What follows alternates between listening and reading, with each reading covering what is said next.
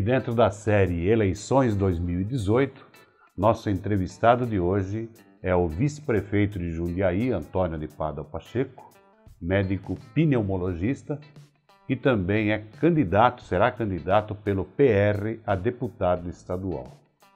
Doutor Pacheco, o senhor já tem alguma experiência executiva e já teve experiência legislativa como vereador. O senhor foi vereador em Jundiaí de quando a quando? Na última legislatura, que encerrou em 2016. 2013 a 2013 a 2016, fomos vereadores lá. O senhor foi diretor de saúde também no longínquo tempo de 1990, por aí, 91? 92, assim. 92. 92, quando o Valmor Barbosa Martins era prefeito naquela época, e nós estivemos juntos na prefeitura, né? Você, naquele momento, você também trabalhava na prefeitura, participava de todos os eventos, eu me lembro bem, nós pudemos conviver por aquele longo ano de 92, onde nós idealizamos, você se lembra disso, e implantamos o PA da Ponte. Foi, né? O primeiro PA de Jundiaí. Foi o primeiro PA da Ponte, o primeiro PA de Jundiaí, né? E agora nós estamos em vias da entrega, né, a administração atual, em vias da entrega da UPA do Novo Horizonte. O que é uma UPA? UPA é um PA, é uma unidade de pronto atendimento. E em 1992, nós já tínhamos feito o PA da Ponte, que muito serviu à população naquele momento, desafogava o Hospital São Vicente e ainda serve até hoje. Então eu posso dizer que nós tivemos assim um empreendimento, Brombal, que foi precursor, pioneiro. Pioneiro, e precursor desses que agora serão implantados, infelizmente com um hiato de muito tempo, 20 anos, né? E isso aconteceu por conta de nós não termos participado das administrações posteriores. Porque se tivéssemos participado, certamente eu teria sugerido aquilo para os prefeitos que seguiram o Valmor e nós teríamos então ganho esse tempo todo para a implantação das unidades de pronto atendimento, que eu reputo como de extrema importância para o funcionamento do Sistema Único de Saúde de Jundiaí e de todo o país, né? Bom, o senhor como médico pneumologista, já até aposentado, né, pelo Estado? Aposentado da Prefeitura. Da Prefeitura. Fui médico da Prefeitura há 25 anos. Concursado certinho e tal. Tudo. E o senhor, certamente, se eleito, o senhor terá um projeto assim, acredito que até mais voltado à saúde, à área de saúde. Muito que é voltado. Sua especialidade. Exato, E com um diferencial, o senhor não vai sair mais deputado de Jundiaí, o senhor será deputado do Estado. E quais seriam alguns desses projetos? Então, Anselmo, veja bem, hoje nós vivenciamos, e vocês como jornalistas, repórteres, vivenciam a situação de que há sempre uma polêmica em relação ao Hospital São Vicente. Há sempre uma polêmica. E essa é eterna. Sempre tem o que falar. Sempre tem o que falar do Hospital São Vicente. Embora o São Vicente seja o baluarte da cidade, o baluarte da saúde, é um hospital que atende Jundiaí, toda a região, etc. Nós estamos cansados de saber disso. Agora, o Hospital São Vicente é um hospital antigo, é um hospital que é uma relíquia para a cidade, a construção é uma construção antiga, mas é um hospital que funciona de primeira qualidade. O funcionamento do Hospital São Vicente é um funcionamento de primeira qualidade. A UTI do São Vicente é uma das melhores, se equipara a UTIs de qualquer hospital particular de São Paulo, sem nenhuma sombra de dúvida, né?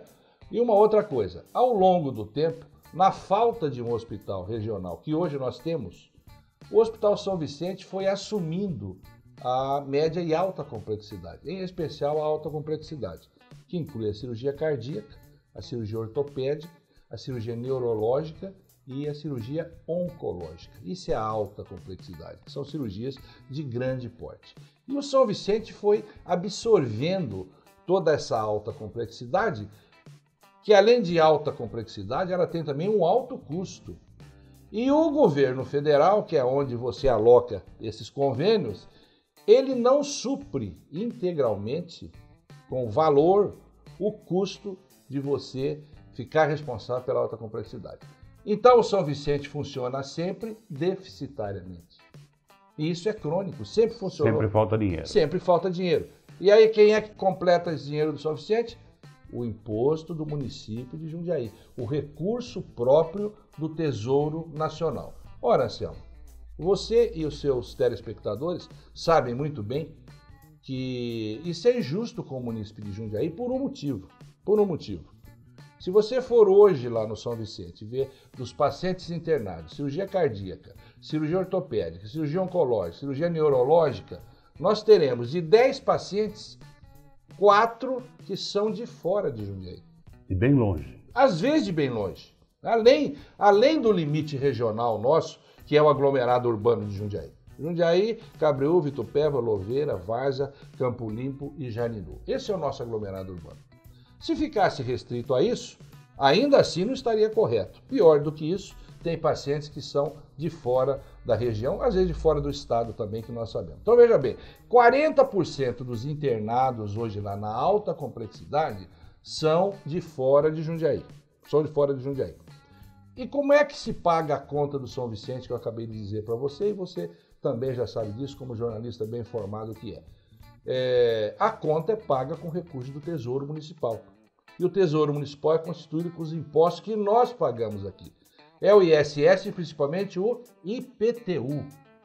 É com o dinheiro dos nossos impostos, nós que eu digo moradores de Jundiaí, que se paga a conta do Hospital São Vicente, que atende, que extrapola o atendimento para além do limite do município de Jundiaí.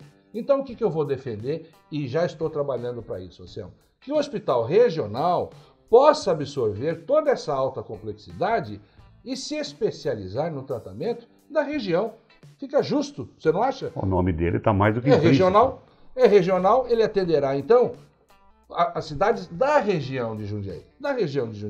E o nosso São Vicente ficaria restrito ao atendimento do munícipe de Jundiaí. Ficaria perfeitamente lógico, ficaria razoável o regional, mantido com recursos do Estado, do governo do Estado, prestaria então todo o serviço de alta complexidade para as cidades da região e o São Vicente ficaria restrito, exclusivo para o atendimento do munícipe de Jundiaí. Não perderíamos a qualidade, Anselmo. O São Vicente continuaria prestando esse serviço, dividiria com o regional a prestação desse serviço. O regional, então, como o próprio nome diz, para as cidades da região e certamente o município de Jundiaí não estaria arcando, o Tesouro Municipal do município não estaria arcando com esse ônus excedente para manter o hospital de portas abertas. Esse é um ponto que eu defendo e quero trabalhar para isso como deputado estadual. O senhor conhecendo bem a saúde e futuramente, acreditamos, tendo aí um mandato de deputado, existe uma maneira de controlar a frequência no Hospital São Vicente em particular, uma vez que a gente tem informação até de pessoas de Minas Gerais que vieram aqui, um casal, sim, para fazer a cirurgia de catarata, porque aqui é de graça, e declara endereço de algum parente fictício e acaba passando. Existiria algum mecanismo para esse controle? Esse mecanismo existe e nós estamos aperfeiçoando. Porque, veja bem, quando nós assumimos a administração, Anselmo, veja a realidade de Jundiaí. Nós somos 400 mil habitantes, não é isso? Mais ou menos, grosso modo. 410 mil, segundo o IBGE. 400 mil habitantes é a cidade de Jundiaí. Nós tínhamos cadastrados como moradores de Jundiaí, usuários do SUS, 520 mil usuários do SUS numa cidade que tem 400 mil habitantes. E mais do que isso, uma cidade de 400 mil habitantes que tem 3 grandes convênios médicos que prestam e assumem a responsabilidade do tratamento do paciente. São 3 convênios que todo mundo conhece. A Unimed, Soban e a Intermed, que são os 3 principais e maiores, que têm um número de vidas realmente significativo. Então veja bem, 400 mil já não é um número real, Por quê? Porque é 400 mil moradores. Desses 400 mil, você subtrai o que é atendido pelo convênio A, pelo convênio B, pelo convênio C, você tem uma redução, digamos, para metade. Seriam 200 mil usuários do sistema SUS. E nem todos ficam doentes. E nós temos cadastrados, tínhamos 520 mil pessoas. Tinha uma única casa que tinha 120 ou 130 pessoas cadastradas como moradores daquela casa. Você imagina o absurdo. Então nós já estamos... Não era nem uma casa, era um condomínio. Era um isso daí. condomínio de saúde, né? É. Então nós estamos corrigindo essas distorções, devemos corrigir essas distorções, queremos ver se até o final da administração atual a gente já consegue ter equacionado esse exagero, esse abuso que é feito, e é mais uma injustiça com o morador da cidade de Jundiaí, e para que a gente possa ter esse controle que você falou. Agora, a saúde, Anselmo, ela tem uma particularidade. Veja bem uma coisa.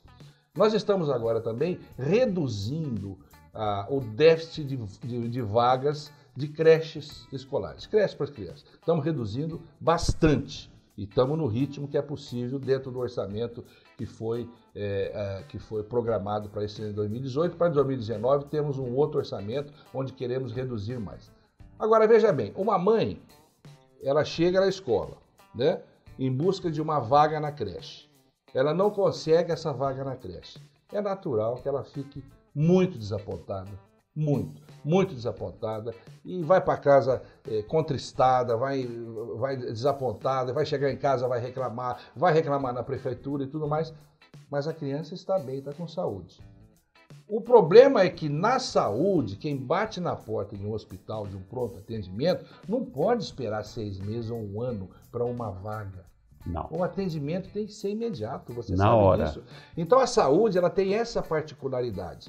Então você adotar, às vezes a gente ouve uma sugestão dos próximos munícipes, mas por que vocês não fecham a porta para as cidades da região? Não, isso não é uma conduta de um homem público, seja ele prefeito daqui, seja governador. Nós não podemos simplesmente dizer que o Hospital São Vicente daqui para frente não recebe ninguém que venha de fora de Jundiaí. Não!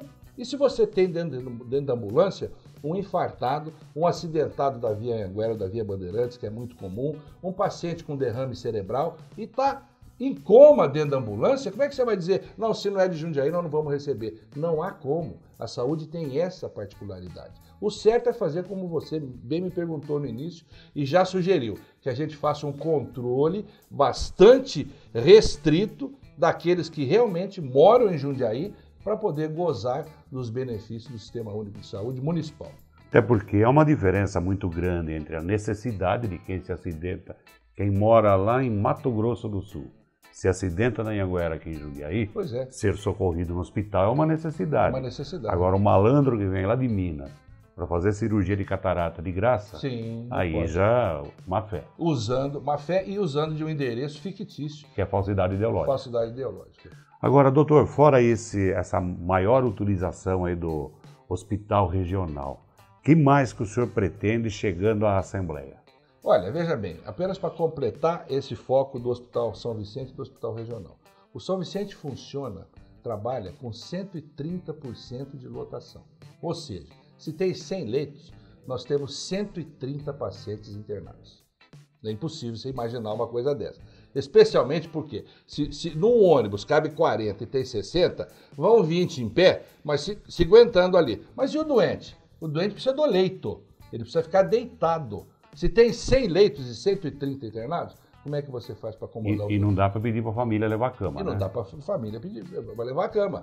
É por isso que às vezes, em alguns momentos assim de boom de internação, você tem alguns pacientes que estão aguardando no corredor e tal. Antes tinha isso, hoje nós eliminamos. Mas aguardavam no corredor ou então num quarto coletivo, até que vagasse um leito hospitalar, num quarto, como merece qualquer paciente, a dignidade da internação. Agora, além do São Vicente, você me perguntou, além da saúde, qual é o outro ponto que a gente tem que tocar e tocar com bastante veemência? É a questão da segurança pública, não é, Brombal? A questão da segurança pública é um problema que aflige a todo o país. Não é um preposto aqui apenas de Jundiaí, não é uma preocupação apenas de Jundiaí e da região.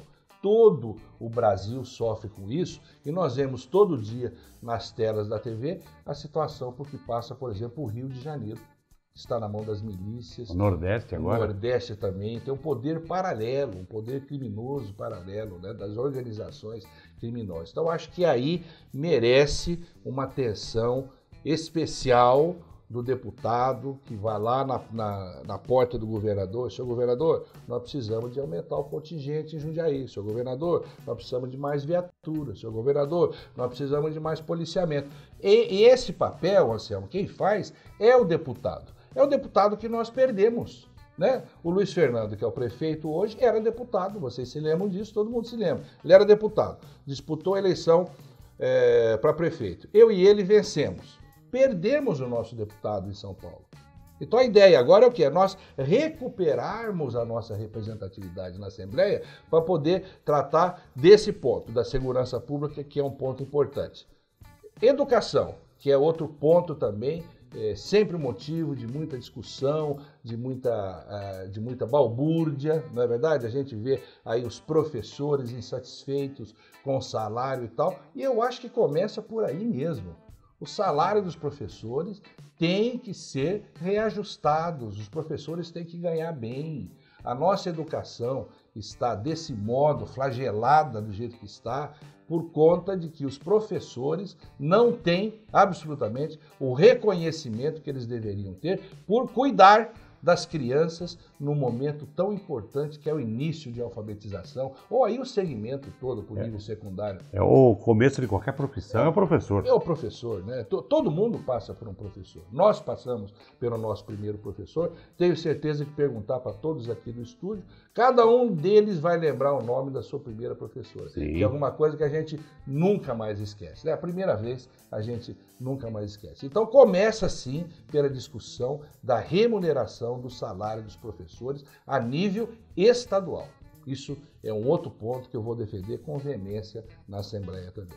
Até porque existem cidades paulistas pagando ao gari, ao coletor de lixo, um salário maior do que o Estado paga ao professor. Exato. É uma inversão de valores, uma inversão, sem desmerecer o gari. Sem desmerecer o gari, que deve ganhar bem também, mas o professor também precisa ganhar bem. Não pode haver uma diferença brutal entre um e o outro. Não deve haver diferença. Eu acho que o salário mínimo de uma classe como dos professores, uma classe como os garis, que são funcionários públicos, tem que ser de um outro patamar, que dê condições a eles a se dedicarem à tarefa que assumem com zelo, com envolvimento, com amor, com vontade realmente de exercer a profissão, porque ele sabe que ele terá no final do mês um salário digno que vai permitir que o professor ou a professora pague suas contas, tenha condição de educar também os seus filhos e tal. E não precisa ficar procurando um segundo emprego para fazer um bico aqui, um bico ali, ou fazer uma outra atividade. Não,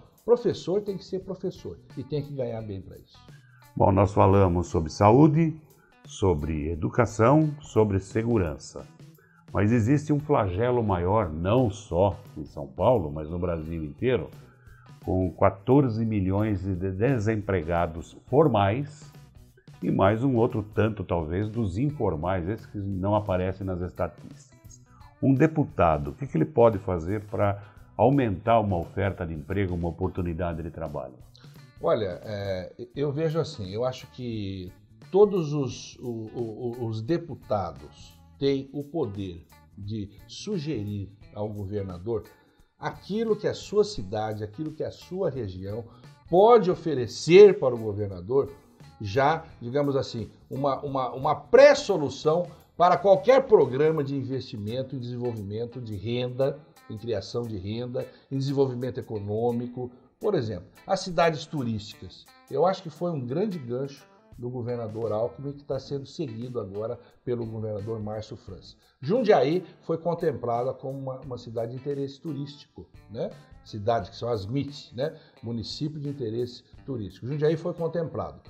Outras cidades da nossa região merecem essa contemplação. Você veja bem, Louveira, nós podemos explorar em Louveira, Itupeva, Cabreúva, Jarinu, o turismo rural, que elas têm isso muito bem arraigado já na cultura das cidades. E uma estrutura quase pronta. E uma estrutura quase pronta. Basta nós integrarmos essas cidades dentro do aglomerado urbano de Jundiaí. Aliás, tem outro ponto que eu vou defender, é a transformação de aglomeração urbana de Jundiaí em região metropolitana de Jundiaí, porque nós merecemos ser contemplados com região metropolitana. E através disso, através disso, Anselmo, veja bem, nós reconquistarmos algumas coisas que nós perdemos ao longo do tempo.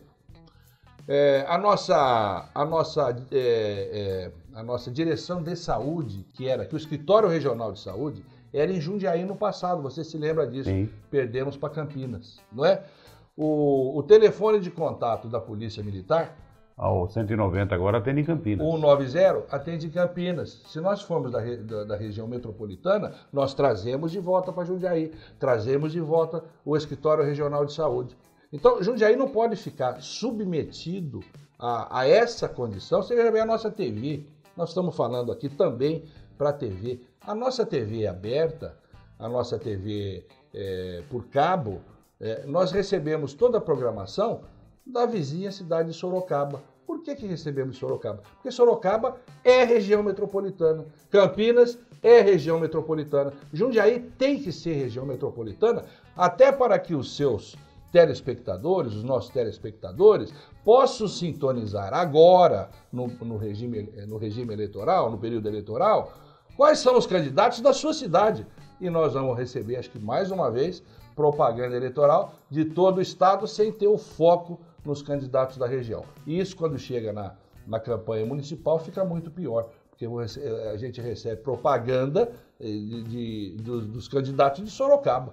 Não é verdade? Exatamente. Então, isso é uma coisa que nós corrigimos como? Fazendo com que Jundiaí se transforme de aglomerado urbano em região metropolitana. Então nós vamos trazer isso tudo de volta para nós. Perdemos agora recentemente, isso é por falta de deputado também, que possa bater lá no governador, a delegacia da Polícia Federal, não foi? Não perdemos agora? O posto de emissão de passaporte. De emissão de passaporte, quer dizer, agora nós estamos mais uma vez na iminência de ter que ir para São Paulo ou para Campinas para obter o nosso passaporte. Isso tudo nós vamos trabalhar para trazer de volta para a Jundiaí. O senhor falou um assunto aí que me lembrou outra coisa. Quando Campinas foi transformada em região metropolitana, ela tinha um número inferior de habitantes do que Jundiaí tem hoje. Ela tinha menos de 400 mil habitantes e tornou-se região metropolitana. Lá no passado. No passado. Hoje nós teríamos condições, então, de transformar esse aglomerado em região metropolitana. Sem dúvida, claro que tem.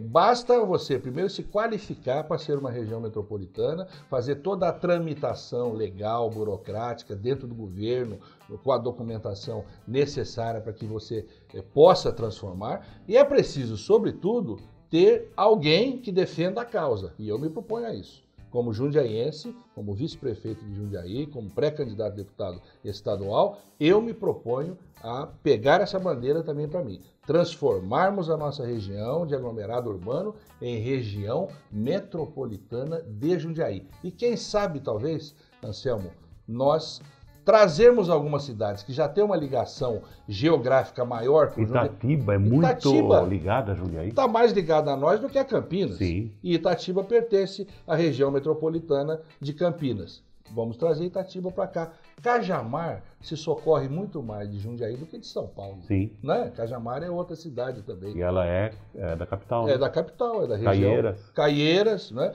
Morato também tem uma proximidade grande. Então eu acho que tem uma pleiade de situações que a gente pode defender e trabalhar. Falamos de Morato, falamos de Caieiras. E a Estrada Velha de São Paulo, que nunca saiu do que é. Precisamos pensar numa duplicação na Estrada Velha de São Paulo. É uma estrada perigosa, perigosa. E ela está muito densamente povoada. Densamente povoada. Então, é um outro ponto também que eu vou defender para que a gente possa transformar como uma terceira via, né? Terceira Sim. via de trânsito para São Paulo e tal. Porque nós temos, claro, temos as duas das 10 melhores rodovias do país. Que a Anhanguera e a Bandeirantes cortam o nosso município. Isso é uma grande sorte nós termos essa contemplação. Mas temos que dar um olhar para essa outra região, que é da Estrada Velha, e que está muito adensada no seu entorno. Temos que criar uma condição melhor de trânsito e de mobilidade, assim como foi feito com a estrada de Itatiba. E eu vou defender isso também. Agora, não é projeto e não é campanha, é só opinião. O senhor é a favor de se investir mais em transporte ferroviário? Nossa, plenamente. Plenamente. Foi uma pena o que aconteceu com o nosso país, a perda da nossa malha ferroviária, que está aí sucumbindo, infelizmente sucumbindo. Isso não poderia ter acontecido, não teria. Então, eu vou defender, como já defendo, que a malha ferroviária do estado de São Paulo seja recuperada. E outra coisa, Brombal, Jundiaí é o berço da ferrovia. Sim. Você que conhece a história, tudo começou com a Santos Jundiaí e depois com a Mogiana, que é mais para lá, a Paulista, que é aqui de Jundiaí. Quer dizer, Jundiaí é o berço da rodovia, da ferrovia do estado de São Paulo. Chegamos a ter 7 ferrovias aqui. 7 ferrovias. Você, como bom jornalista, sabe desses números todos e acompanhou a história. Então, Jundiaí tem que defender a bandeira de que a malha ferroviária deva ser recuperada. Isso não se faz do dia para a noite, mas se nós não começarmos agora com o investimento, nós não vamos alcançar o que já tínhamos, né? O que já tínhamos no passado. Nós vamos recuperar o que tínhamos. Então precisamos recuperar o que perdemos e daí para frente investir tecnologicamente em ferrovias melhores, em condições melhores de tráfego e tudo mais. Traz um conforto muito grande. Você veja bem, se nós tivéssemos essa malha ferroviária funcionando bem, e uma malha ferroviária realmente malha, não apenas uma ou duas ferrovias como nos sobrou, mas tivesse essa malha crescendo ao longo do tempo.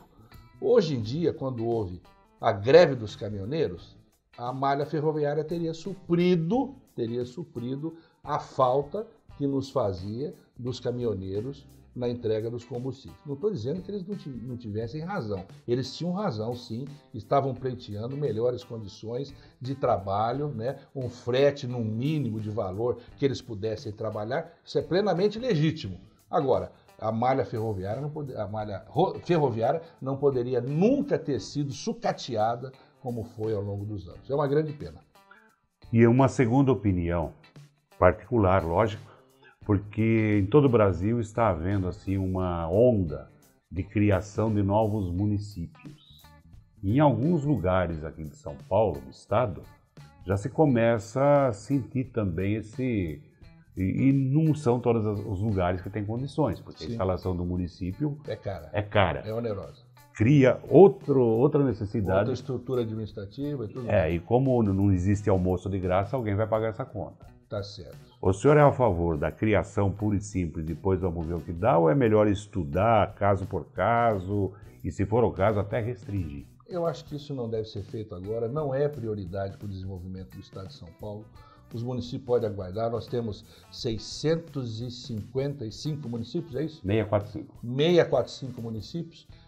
Tem município bastante o suficiente para a gente já poder manter essa máquina administrativa. Eu não vou sugerir que se reduza os municípios também. Eu acho que aquilo que foi conquistado deve ser mantido. Agora, eu defendo, Brombal, que sejam reduzidos os números dos representantes nas câmaras federal e estadual. Isso eu defendo. São Paulo tem 95. 94 deputados estaduais, 70 federais. 70 federais. Eu defendo que o Congresso Nacional não precisa de 500 deputados, grosso modo, 500 deputados federais, que as assembleias legislativas do Brasil não precisam de 1.000 deputados estaduais, são 1.000 no total, são 1.000, perto de 1.000, né? Um pouco mais talvez. 500 federais, 1.000 estaduais em todo o Brasil. São Paulo tem 94, quer dizer, uma centena, e pior do que isso, né? Cada deputado, com as verbas de gabinete, com toda a estrutura que ele tem, que é uma estrutura bastante poupuda em termos de cargos e tudo mais, não precisa disso tudo. Vou defender que isso seja reduzido, as verbas de gabinete sejam reduzidas e com isso também as nomeações. Um deputado, como está muito voltado para a sua região, ele não precisa de uma estrutura desse porte para cuidar de uma região menor. É claro, como você disse no início da sua entrevista, você será deputado do estado de São Paulo. Tudo bem, mas eu terei um foco. Sim. Nós não podemos perder de vista o seguinte: São Paulo é um estado rico, felizmente é um estado rico. Representa a locomotiva da nação, 40% do PIB e tudo mais, nós sabemos disso aí e tal. Mas o país como um todo é um país pobre. Sim. Então nós temos que priorizar o nosso envolvimento. E essas condições que hoje, da qual gozam os deputados federais, deputado estadual, dá muita margem à corrupção, dá muita margem. Então eu defendo que que deva haver redução do número de deputados federais. O enxugamento. O enxugamento da máquina legislativa, o enxugamento total da máquina administrativa. No Brasil, estima-se que somos 70 mil políticos. Com os cargos diretos e indiretos, isso vai para 700 mil nomeações sem cargos públicos. Isso é um exagero. Não é a nossa realidade, embora São Paulo, um estado rico, o Brasil como um todo é um país ainda em desenvolvimento, não é um país rico. Nós temos que priorizar os nossos investimentos. E esse estado de coisas gera a insatisfação do povo, que tem razão, precisamos reduzir realmente o número e o salário dos parlamentares, o povo tem razão e alguém tem que trabalhar para isso. E o conserto você faz dentro da sua própria casa, estando na Assembleia e defendendo esse ponto, viu, Anselmo? Doutor Pacheco, para finalizar essa conversa, essa entrevista, o senhor vem de um crescendo em termos de carreira política. Vereador, vice-prefeito, de uma cidade do tamanho de Jundiaí, que não é para qualquer um. Agora o senhor está pleiteando uma cadeira na Assembleia Legislativa. O senhor se elegendo deputado, o senhor já tem planos mais para frente, tipo ser deputado federal, continuar estadual, ou vai pensar lá na frente? Eu tenho uma convicção hoje, Anselmo, que é a seguinte: nós não temos deputado estadual, né? Então, na nossa estrutura da prefeitura, junto com o prefeito, com toda a assessoria, nós discutimos que alguém tinha que ser candidato a deputado estadual, para nós reconquistarmos aquilo que o Luiz deixou lá em São Paulo, que é a cadeira representativa de Jundiaí e região. Então, isso para mim é muito claro. E eu estou pronto para disputar as eleições com esse objetivo, de recuperarmos essa cadeira de deputado, para poder trabalhar por tudo isso que nós tão bem discorremos aqui no seu programa, nessa entrevista e tal. O futuro a Deus pertence. Até a própria eleição ainda pertence a Deus. E tomara a Deus que Ele possa me contemplar e que os telespectadores possam nos... Mas com um padroeiro desse, Antônio de Pádua. Antônio de Pádua, santo foi um santo forte, né? Forte. Exato. Então, Anselmo, o futuro a Deus pertence. Agora o meu pleito é naturalmente, a Assembleia Legislativa poder defender essas causas que Jundiaí e região tanto precisam, que nós já discorremos sobre elas. E depois de se conquistarmos essa posição, trabalhando então na Assembleia, fazer o planejamento de futuro, mas sempre voltado para Jundiaí e região. Ok. Obrigado aí pelos seus esclarecimentos. Obrigado, Anselmo. Esse foi o vice-prefeito Antônio de Pádua Pacheco, que deverá ser candidato a deputado estadual agora em outubro pelo PR. Você está assistindo Novo Dia TV.